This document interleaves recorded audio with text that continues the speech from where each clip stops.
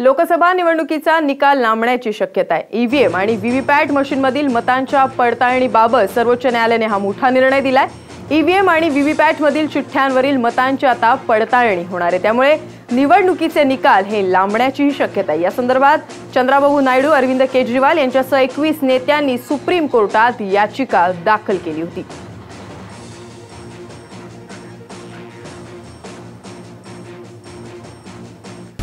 लोकसभा निवडणुकीचे निकाल लांबणार।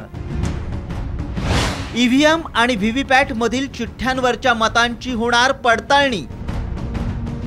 मतांच्या पडताळणीबाबत सर्वोच्च न्यायालयाचा मोठा निर्णय।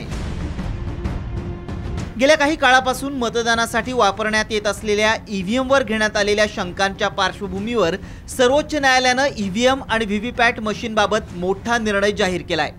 निवडणूक प्रक्रिया अधिक पारदर्शक व्हावी यासाठी प्रत्येक लोकसभा मतदारसंघातील किमान 5 बूथवरील ईव्हीएम मध्ये नोंद झालेली मतं आणि व्हीव्हीपॅट मशीनमधल्या चिठ्ठ्यांवर नोंद झालेली मतं यांची पडताळणी करण्याचे आदेश सर्वोच्च न्यायालयाने दिलेत।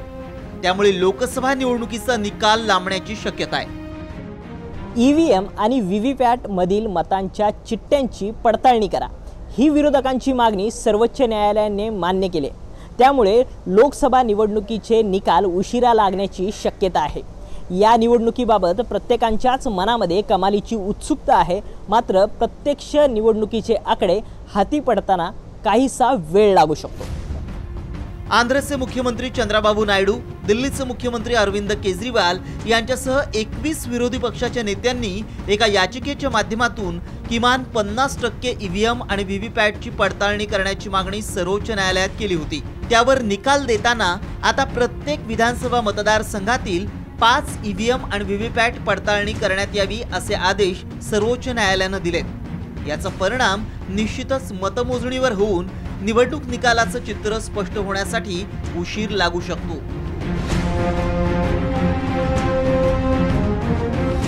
ब्युरो रिपोर्ट, सन टीव्ही।